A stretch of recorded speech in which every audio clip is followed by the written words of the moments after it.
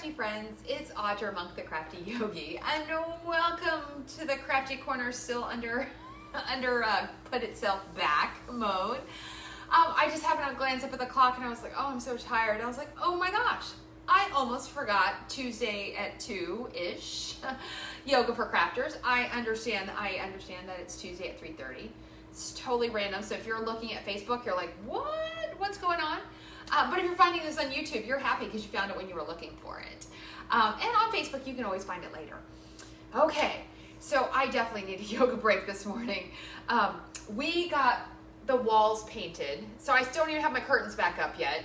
I don't have everything back on the shelves yet. I'm working on it, and I'm hoping my desk is covered with stuff. I'm hoping to find my desk, but I need a break. I taught yoga for 3 hours this morning to kids, had lunch, and then started working on this. So all of that said, maybe you need a break too.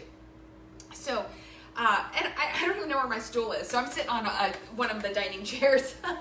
It's downstairs somewhere. I'll find it later.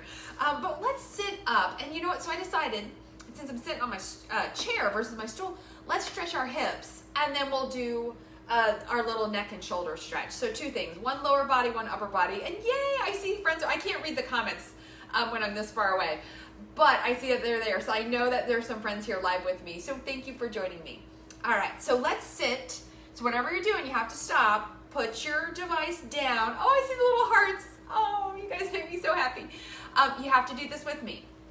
Have your ankles under your knees and your knees in line with your hips. So don't let those knees come in or go way out. Okay, next, roll your shoulders. Oh, right there, that already feels good. So your shoulders are over your hips. Go ahead and tuck your chin. We're gonna take one deep breath together. Maybe even close your eyes for a moment. Take an inhale and an exhale. All right, do it one more time. Inhale and exhale. All right, so we're gonna do a seated hip stretch. Now for some of us, this is gonna be too much today. And I'll give you some options of random home supplies, which I don't have any of them close by. Oh, I do. I see books over there that you can do. So let me show you. All we're gonna do is, and actually I'm gonna take, you can leave your shoes on or off. These are my inside sandals, but I normally like this barefoot. So we're gonna tap and open the knee.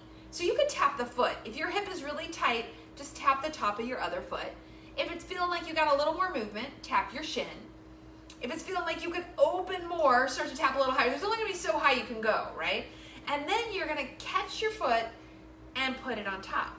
Now here's where you need options. If this is way too much, let's see, if I take this one away, what if you took a pile of bins or books, or, oh, that feels pretty good. You could flex your foot and press it out. So a pile of books, a pile of bins, if you have a yoga block, and you put it the tall way, that's pretty much the perfect size for a lot of us. So know that you have options if you do this, or if I ask you to do this and you're like, ooh, that does not work for me today. But if it works, bring it up here. Good, you can also lie down on the floor and do a version of this. But when you're at the office or the craft corner, you might not wanna lie down on the floor. Although I have been known to like walk over to the living room and lie on the floor if my back or my hip is bothering me. All right, so one of the tricks of the yoga teacher is that we chat you up so that you stay here a while. So use some internal energy and press that knee away. You need at least 30 seconds. At least 30, preferably 1 minute, and even more works really well. Because you need to give your hip time to make the stretch happen. All right, I'm pretty sure we've been here at least a minute with all my chattering. So carefully bring that down, roll your shoulders, and sit with that a moment. Feel the difference in your hips. And I think it's good to notice when you feel that, oh, that stretched and now it's kind of coming back together, right? Let's try the other side. So first the tapping, tap and open. Tap and open. This way we're telling our hip is a ball and socket joint. It is made to move around. Our problem is we don't often go side to side, do a lot of lateral movements. We go forward and back. All right, maybe tap higher. Maybe tap higher. All right, this time catch that foot, and if you can, put it up on your thigh. Keep your foot gently flexed. If this is too high, and occasionally you'll have one side that works and one side that doesn't, get your books, your bins, your yoga block, and put it there. It totally works, but you do need to sit up tall. You need to pull the belly in and have a flexed foot. Okay. Today I'm feeling like I can do both up here, so I'm gonna go ahead and do that. Sit up really tall. Perfect. Knee pressing away. Spine is long. You're doing great. I know you are. Your hips will thank you. When you get up and you can get back to work, or you get up and walk around and then come back and sit down. So I will advise that. If you are totally, truly at your desk, do this stretch and we're gonna do a neck and shoulder one next, but then get out of your chair, off your stool, whatever it is, do a quick walk around your office, your house, and then come back. All right, one more breath here. Oh, let it go. And then gently release. Give those shoulders a roll. Ooh, I feel better already. And I've got a fly too, a fly. Running around in the house because we had the doors open a lot yesterday. Take one hand, bring it to the opposite shoulder. Turn your head towards the hand, tuck the chin, and breathe here. Couple long, deep breaths.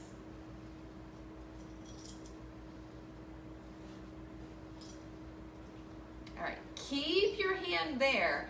Lift your head back to center. Turn it the other way, tuck your chin, and breathe here. If you've been doing yoga for crafters with me for a while, this comes up probably every couple weeks because it's just such a good stretch to do. This one is great for when you're on an airplane or some kind of public transportation because you have a little space you can do this.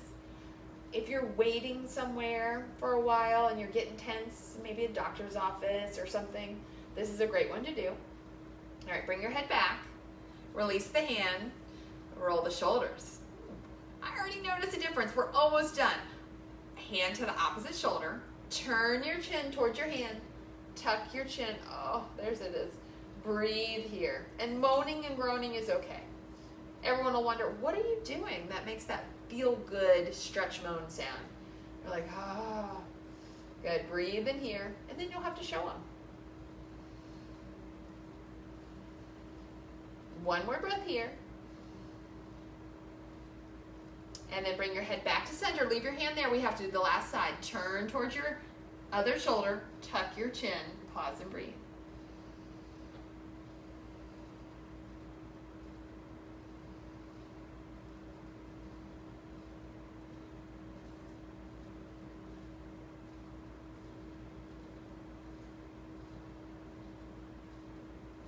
All right. Carefully bring your head back. Release your hand. Roll your shoulders. There you go, my friend. Hips and traps. Oh, I'm so glad we did that. So I'm so glad that I randomly decided to do this at 3:30 on a Tuesday. Whether you find this now on Facebook or you're finding it later on Facebook or you're finding it on YouTube, I am so happy that you are here with me for a little yoga break. Give me a like, give me a love, tell all your friends, and I'll see you next time.